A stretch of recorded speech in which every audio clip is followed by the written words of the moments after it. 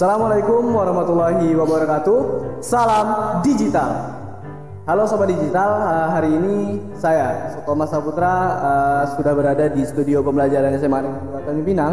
Di sini kita kedatangan tamu tokoh SMA Negeri 2 Tanjung Pinang yang menurut pribadi saya merupakan sosok yang sangat memberikan saya banyak pelajaran, khususnya di bidang organisasi karena beliau merupakan pernah menjabat sebagai pembina OSIS, juga beliau merupakan guru sejarah Indonesia yang ketika sedang mengajar itu enak sekali untuk didengar. Jadi saya sangat paham dengan apa yang disampaikan olehnya.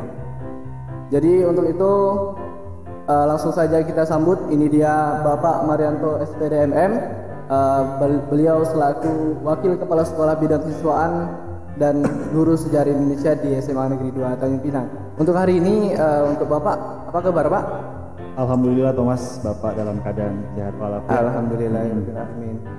Jadi hari ini kita sedikit tanya-tanya sedikit ya Pak tentang kurang lebih kira-kira tugas pokoknya dari seorang Wakil Kepala Sekolah Bidang Kesiswaan, kemudian program-program kerja apa yang Bapak susun untuk kedepannya untuk kemajuan dari SMA Negeri 2 Tanjung Pinang. Baik Thomas. Jadi untuk yang pertama Pak, ketika anak-anak itu dengar tentang bidang kesiswaan, kira-kira anak-anak ini kayaknya masih bingung nih Pak. Apa sih tugas-tugas seorang Wakil Kepala Sekolah Bidang Kesiswaan itu? Tugas pokoknya gitu Pak. Iya, terima kasih Thomas. Sebelumnya izin Bapak mengucapkan selamat pagi untuk seluruh pemirsa yang ada di mana saja. Di sini saya dengan Thomas akan sedikit bercerita tentang apa saja yang berkaitan dengan Wakil Kepala Sekolah Bidang Kesiswaan, ya Thomas ya. Oke, berawal dari tugas pokok. Jadi tugas-tugas yang harus dikerjakan sebagai seorang Wakil Kepala Sekolah Bidang Kesiswaan itu biasanya identik dengan bagaimana kita mendisiplinkan siswa. Oh, jadi siswa, ya? Iya Thomas, mulai dia datang ke sekolah itu jam berapa, menggunakan seragam apa, kapan dia harus belajar, kapan dia harus istirahat, dan lain-lain.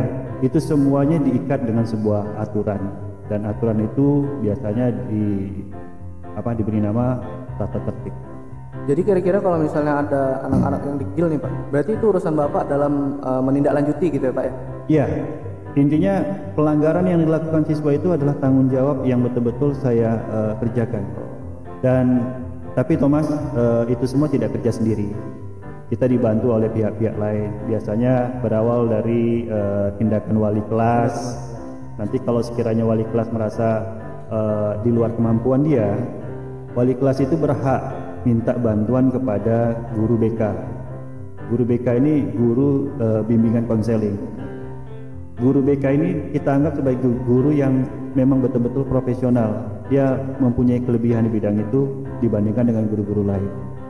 Nah, jadi antara wali kelas dengan guru BK itu akan ada sinergi untuk relasi Pak ya? Iya, untuk bagaimana menertibkan siswa tadi yang melakukan pelanggaran.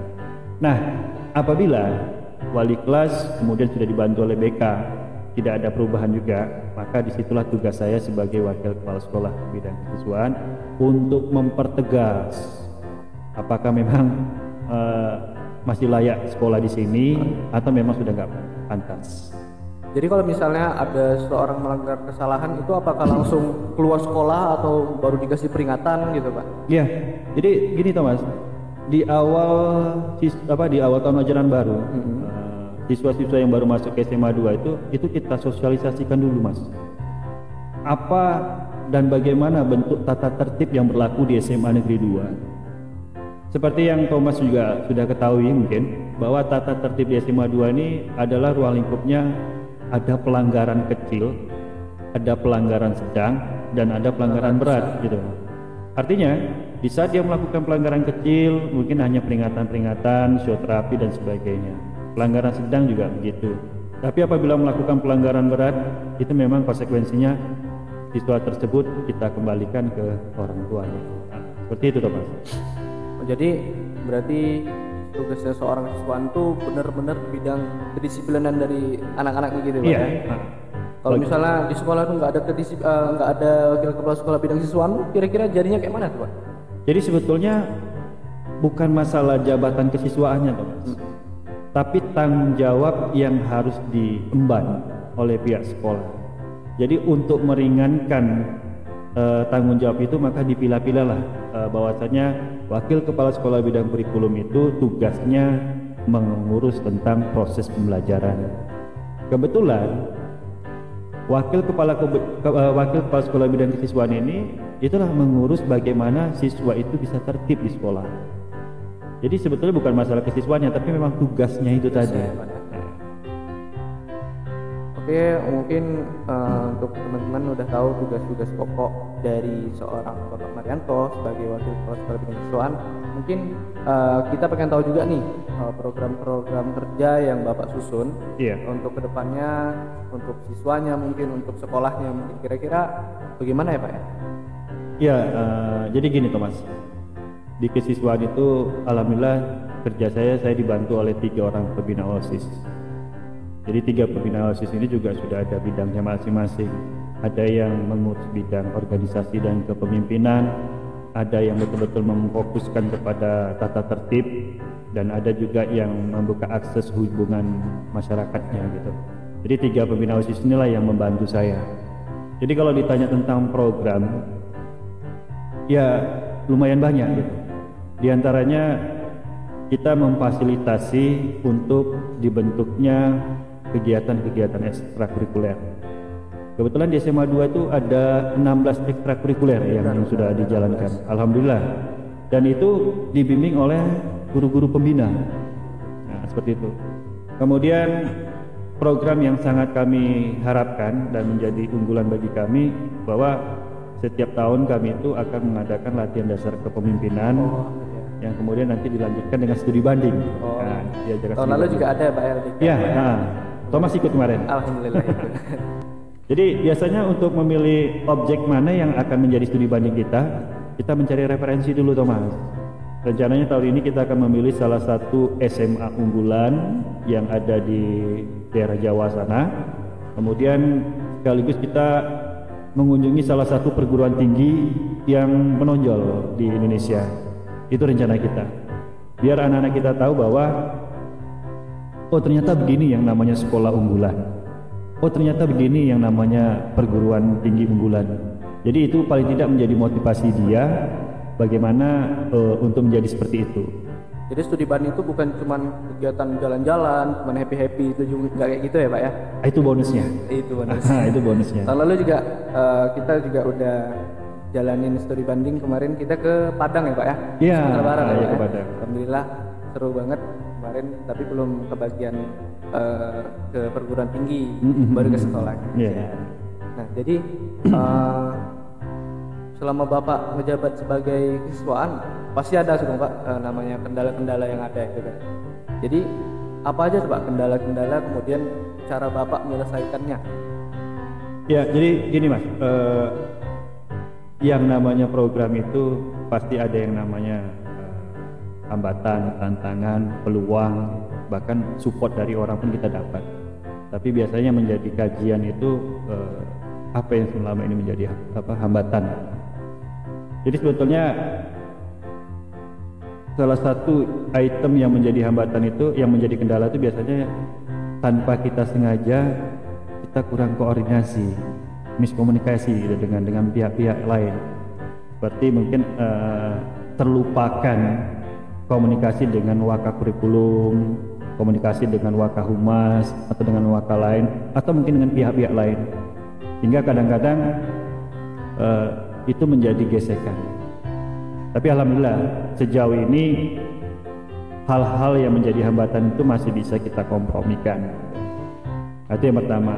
Yang kedua yang menjadi hambatan itu biasanya keinginan kita terlalu tinggi Thomas, tapi kemampuan kita yang belum mampu. Nah itu menjadi evaluasi kita di masa yang akan datang. Seperti contoh kemarin kita mau mengadakan studi banding ke beberapa daerah, tapi rupanya kemampuan anggaran lah yang menjadi masalah ya. Nah seperti itu. Oh berarti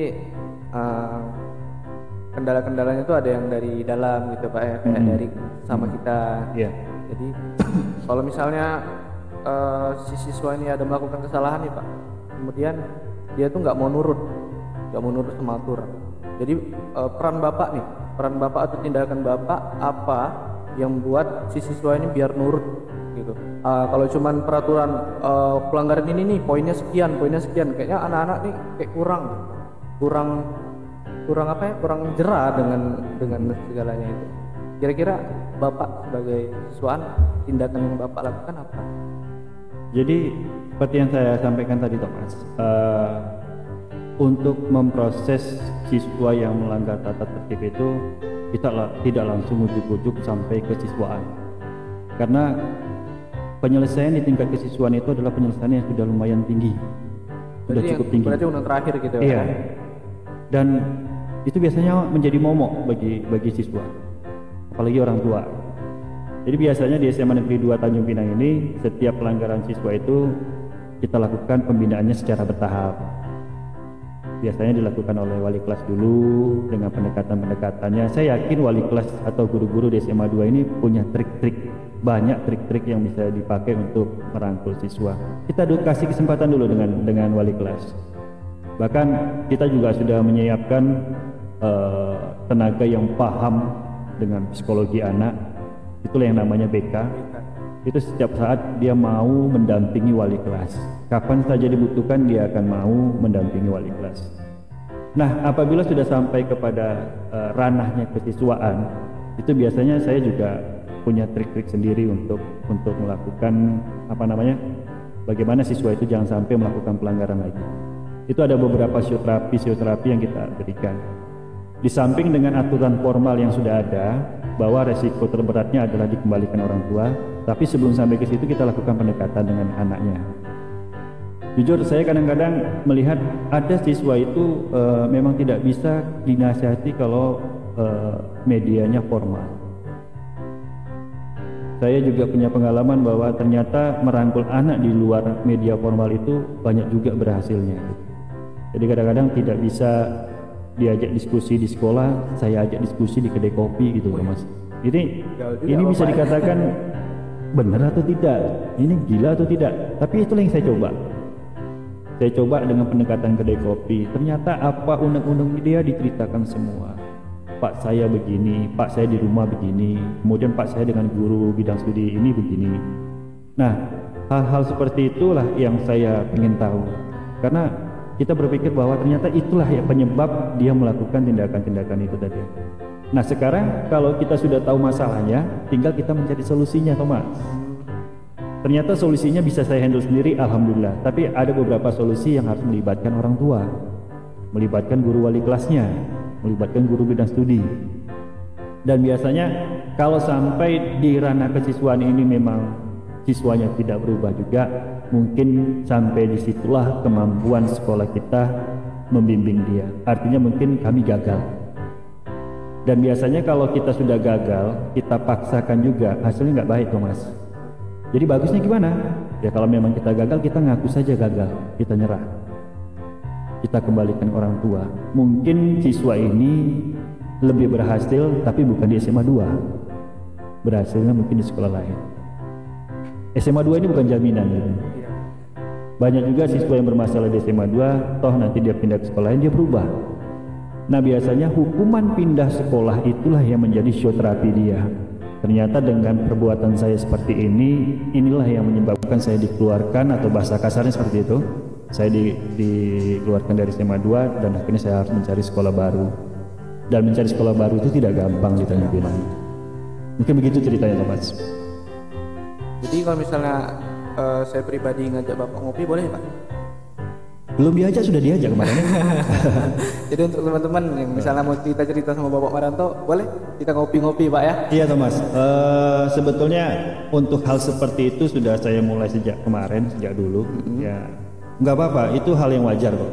Tidak ada yang sangat mengkhawatirkan. Asal kita juga paham dengan porsi kita masing-masing. Oh ini sekarang saya ngobrol dengan orang yang lebih tua. Oh ini saya ngobrol dengan guru saya. Jadi artinya semua umur itu tidak boleh dianggap sama. Selepas-lepasnya kontrol kita juga harus bisa menilai bahwa ini umur yang harus saya hormati. Ini adalah sosok yang harus saya hargai. oh ini kawan sebaya, harus kita bedakan. Jadi untuk dengan pendekatan Bapak seperti itu nggak ada yang namanya hubungan pembatas ya Pak antara guru dan murid. Jadi nggak cuman guru dan murid itu hubungannya hanya belajar dan belajar gitu Pak. Boleh tahu Pak suka dan duka Bapak selama Bapak menjabat sebagai wakil kepala sekolah bidang siswaan? Sukanya dulu deh kira-kira. Aduh, kalau sukanya ini luar biasa nih Thomas. Apa itu? Yang namanya kesiswaan itu berarti dekat dengan siswa. Ya. Cuma dekatnya itu ada dua pintu Thomas. Apa tuh? Pintu prestasi atau pintu masalah gitu. Biasanya dekatnya dari mana gitu. Iya, bisa. Tapi alhamdulillah begini Thomas. Kita tahu bahwa di kesiswaan itu banyak sekali program-program kegiatan siswa. Dari seabrek kegiatan siswa itu alhamdulillah saya juga ikut. Disitulah saya terhibur, disitulah saya merasa bangga, disitulah saya merasa dekat dengan siswa. Ada kegiatan studi banding saya ikut, berarti saya dekat dengan siswa. Kegiatan kemah pramuka saya harus ikut di situ. Tidak bisa ngelak, harus ikut. Nah di situ saya juga bahagia. Artinya apa? Hati ini tidak pernah sepi. Dari situ juga saya dapat ilmu. Yang tadinya saya tidak tahu, saya jadi tahu. Oh begini rupanya pramuka. Oh begini yang namanya kegiatan pasus. Oh begini yang namanya kegiatan olahraga. Jadi banyak hal-hal baru yang saya ketahui. Di situ saya merasa senang. Disitulah suka saya. Disitulah bahagia saya. Dan disitulah saya bangga menjadi guru SMA 2. Kalau untuk dukanya Pak, kira-kira Bapak sedih nih gara-gara mungkin siswanya susah diatur atau misalnya gimana tuh, kira-kira apa dukanya Pak? Ya kalau duka ini Thomas memang relatif lah ya, tapi dukanya di pribadi saya itu di saat saya gagal. Saya tidak melihat siswanya, tapi saya melihat diri saya sendiri. Oh ternyata saya gagal. Gagal apa? Gagal menjadikan siswa saya itu siswa yang berhasil. Artinya gini, dulu saya pernah jadi wali kelas. Setiap waktu muncul kekhawatiran saya gitu. Kekhawatiran saya itu, saya takutnya saya gagal memperjuangkan dia untuk naik kelas. Itu pada waktu menjadi wali kelas 1 atau wali kelas 2. Nah setelah pernah menjadi wali kelas 12 atau kelas 3, itu kekhawatirannya lebih lagi. Khawatir atau gagal mengantar anak itu menjadi siswa yang lulus dari SMA 2, itu beban. Nah di saat gagal saya melihat respon itu semua, itu disitulah saya merasa sedih. Disitulah saya merasa aduh ini beban bagi saya. Kayaknya beban setiap guru tuh kayak gitu Pak. Rata-rata sama Thomas, cuma ekspresinya aja mungkin yang beda-beda. Mungkin itu saja untuk podcast kita pada hari ini bersama Bapak Marianto. Mungkin saya sebagai host meminta maaf jika ada kesalahan-kesalahan dalam penyampaian, juga dalam segi bahasa. Terima kasih untuk Bapak yang sudah hadir pada hari ini untuk bincang-bincang dengan saya. Kira-kira tugas-tugas apa aja yang jadi soal kesiswaan gitu ya Pak. Terima kasih banyak. Kira-kira kalau diundang lagi mau nggak Pak di sini? Untuk atas nama SMA 2 saya siap. Saya siap. Oke, sampai jumpa lagi di podcast selanjutnya. Saya Thomas Saputra sebagai host pamit undur diri. Assalamualaikum warahmatullahi wabarakatuh. Salam digital.